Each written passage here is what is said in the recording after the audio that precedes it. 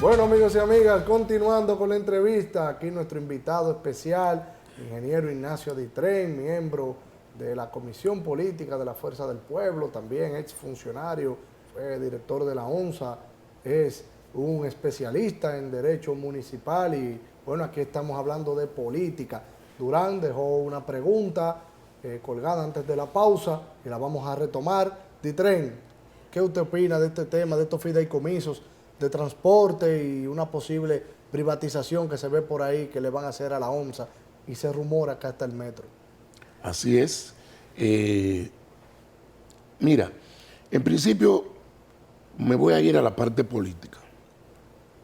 Yo te hablaba en el segmento anterior de que era una línea gerencial de este gobierno porque está estructurado básicamente basado en empresarios, lo cual es un error conceptual. ¿Por qué? Yo hago siempre una anécdota de que en los años 90 yo fui a hacer una maestría en la Pucamaima de administración. Y cuando me iba a inscribir, pregunto, mire, yo quiero inscribirme en la maestría de administración. Dice, no, ¿cuál de las dos? ¿Cómo cuál de las dos? Claro, porque hay administración pública y administración privada. Y hay dos tipos de administración porque ambas tienen fines diferentes. Los fines de un empresario es hacer dinero. El lucro. O sea, ¿entiendes? Hacer dinero, tener beneficios. La de la administración pública es generar un bienestar colectivo.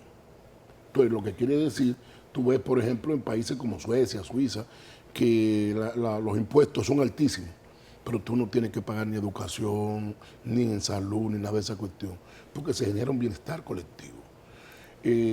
Tú te das cuenta cómo salió esta semana en la prensa que en La Vega, por ejemplo, cerraron un local del 911 por falta de pago en el alquiler.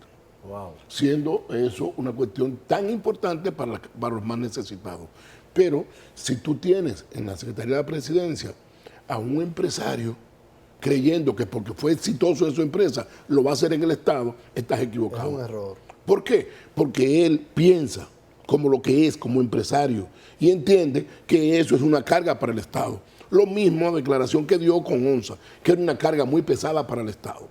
Y esa carga puede ser más o menos pesada dependiendo cómo tú la dirijas. Si por alguna razón política tú superpoblaste la institución y la cantidad de autobuses que tienes son pocos, entonces cuando tú distribuyes el número de empleados entre el número de autobuses, te va a dar una cantidad enorme de empleados y de recursos para cada autobús. Eso es una razón. La otra razón, la policía da beneficio. Los hospitales públicos dan beneficio. No, porque son servicios. Son servicios públicos. Entonces, el transporte es un servicio Pero sin público. embargo, ese deja beneficio porque es una entidad que recauda, aunque Sí, poco. no, pero hay que subsidiarla. Hay que subsidiarla. Por eso, porque cuando tú dejas de subsidiarlo, como dejaste de subsidiar el corredor de la Churchill o el corredor de la Núñez, Sí. ¿quién paga la diferencia? El usuario. El usuario, sí. Entonces, ¿quiénes usan el transporte colectivo, sobre todo autobuses? Los más pobres. Los más pobres. Entonces, si tú estás en un momento en que te están subiendo todos los productos de primera necesidad, también le vas a subir el transporte, porque esos corredores pagan 35 pesos en vez de 15 que cobra la ONSA. Así es. O sea que pasar entonces la ONSA posiblemente vaya a incrementar los pasajes. Sí, el que no tenga carro va a pagar más dinero, como ya están pagando esos usuarios de esos corredores. Entonces, en prácticamente todo el mundo, el subsidio, el transporte es subsidiado.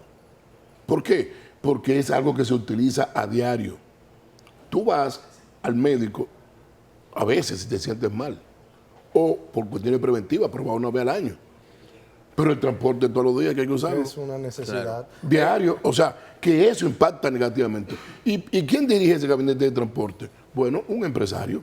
Él entiende que eso es una carga. Ahora han puesto a Hugo Veras, vimos ahí recientemente como un decreto que lo Sí, designaba. como un operativo, el operativo del sistema de transporte. Pero es un error que afecta justamente a los más necesitados. Entonces, a eso genera. ¿Por qué tú tienes que tener en la Secretaría de Presidencia un empresario? Con tantos políticos con condiciones que tiene ese partido, porque no confía en ellos. El presidente no confía en ellos. Por eso tuve tantos dirigentes del PRM fuera. Entonces, por eso mucha gente le dice el gobierno de los popis. O sea, que este gobierno no es de guaguá. No, no, él entiende que sus compañeros de partido son guaguaguá. Es lamentablemente, y me disculpa, señor presidente, pero eso es lo que usted ha demostrado en este año y medio de gobierno. Y por eso hay tantas protestas de dirigentes del PRM que se la jugaron. O tú me vas a decir a mí, tú puedes coincidir o no con Ramón Alburquerque. Y no es un hombre preparado. Claro que sí, uno de los más. Uno de los más preparados. ¿Entiendes? Y así como él, tiene una cantidad de personas que están fuera del gobierno. Incluso se dice que cuando hay un escándalo de algún pop, como usted le llama, no pasa nada, y cuando es un guaguaguá lo destituyen al minuto. Claro, porque incluso hay gente que le tiene como hasta medio. ¿Cuál es la razón que la ONSA no puede competir con los sindicalistas que tienen su guagua privada? ¿Cuál es la razón? El gobierno tiene miedo de inyectarle recursos, comprar nuevos autobuses para beneficio de la colectividad. No, porque entiende que es una carga y que entiende que tiene que manejarlo el sector privado para sacarle beneficio. Entonces ellos cobran, en vez de 15 como la ONSA, 35. ¿Cómo puede decir él que la ONSA debe competir con esos corredores? Entonces, porque lo haga la gente, el ciudadano de a pie. Es un subsidio que le está quitando. Entonces, por un lado, tú le estás dando, por ejemplo, supérate. Pero nunca había visto un escándalo en esa institución, en ese gabinete de políticas sociales. Nunca, en los años que tiene. Primero lo dirigió Rafael Alburquerque y después la vicepresidenta Margarita Cedeño. Y no hubo escándalo nunca. Ahora se armó el escándalo, que ya está llegando casi a los 400 millones de pesos. Entonces, todos esos son debilidades. Todas esas son debilidades que demuestran que, lamentablemente, el presidente va a tener solamente 4 años. ¿Usted cree que el Ministerio Público investigue esos casos? Bueno, el Ministerio Público es independiente. Llamada independencia del Ministerio Público. El Ministerio Público es independiente, entonces esperemos que dé resultado de eso. Lo mismo que dé resultado de lo que nosotros denunciamos con el asunto de los funcionarios municipales que se han movido al partido de gobierno. Hay que ver cuántas obras le han hecho, cuánto dinero le han dado para obras. O hay otra cosa que tal vez no se verán, pero eso sí se ve. Y eso es corrupción. La Liga Municipal hace tiempo que pasó de ser un órgano ejecutor, cuando se crea la nueva ley de municipalidad, y lo convierte en un órgano de asesoría técnica. Pero vemos ahora una liga municipal como muy operativa, entregando equipos, dando cosas. ¿Está la liga sobrepasando su rol o es un tema político que hay ahí? ¿O realmente tiene atribuciones para hacer todo lo que se ve que está haciendo? Mira, tiene eso y más, y pudiera tener más, pudiera tener muchas más funciones. Porque tú sabes que nosotros, a través del Congreso, creamos muchas iniciativas, sobre todo copiando de países mucho más avanzados. Y tú te vas a países como Alemania, Francia, y tú ves alcaldías, ayuntamientos muy pequeños, de muy pocas personas, un territorio más pequeño para tener más control. Aquí se hizo lo mismo, pero no tenemos las mismas condiciones. Tal vez se adelantó el proceso. ¿Por qué? Porque si está recibiendo pocos recursos, mientras más alcaldes hay y más regidores, pues mayor cantidad de recursos se gasta en recursos humanos. Entonces, la liga tiene que asistir a esos ayuntamientos pequeños. Nosotros tenemos un conflicto ahora mismo entre algunos distritos municipales y algunos ayuntamientos. ¿Por qué? Porque si se hace una obra en el distrito, el alcalde del ayuntamiento principal quiere cobrar los impuestos. ¿Por qué? Porque como esa no tiene oficina de planeamiento urbano, hay que hacerlo en el municipio cabecera. Eso pudiera hacerlo perfectamente la liga. O pudiera la liga promover que varios distritos municipales de una región hagan una corporación, o como se llama, como está contemplado en la ley, bueno, pueden juntarse. mancomunidad. Sí, Una mancomunidad. hablando- Una mancomunidad. Y entonces esa mancomunidad, sumando los presupuestos de cada uno, pueden tener un buen arquitecto, un buen ingeniero, y entonces esa mancomunidad generar los usos de suelo y así el ayuntamiento. Poder gestionar mejor el territorio. Ese conflicto ya ha pasado a la luz pública. Sí. Porque observé el director municipal de Cabarete, que es un distrito municipal turístico, y frente al municipio de Sosúa, el alcalde entonces tiene un conflicto. El director municipal de Cabarete le dice que no es posible que él le quiera cobrar un 50% de esos arbitrios. O sea, no es posible. Son problemas que están pendientes de resolver y hay que llevarlo al Si acaso Congreso. se ve eso. mucho en Verón con Con Higüey. Verón, con Higüey. Porque Verón recauda más, pero es un distrito municipal. Lo vi con Pedro Corto, con San Juan, y así en muchos territorios. Se estaba dando con La Guayiga y Pedro Brán también. Hay distritos Sí. municipales que generan más recursos que el propio Que el municipio. propio Que el municipio. propio municipio. Pero Pero además, ya hay una independencia de esos territorios. La misma constitución se la da. La Constitución y la ley 17607, cuando establece que los recursos le lleguen directos, no vía el municipio, ya la principal independencia es la económica. Antes se armaban tiroteos hasta para nombrar los vocales. Y para nombrar los distritos municipales. ¿Sí?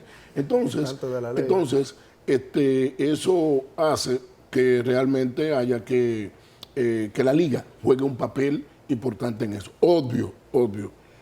Lo político no se puede descartar.